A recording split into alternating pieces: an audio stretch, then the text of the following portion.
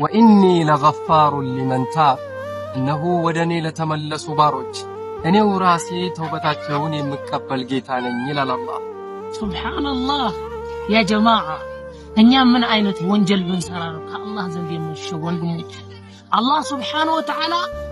ምን ብሎናል ወንድሞቼ እኔ ወላሂ ሁሌም ተስፋ ማልቆርጠው በዚህ ቃለው ወማ ካነ አላሁ ሙዐዚበሁ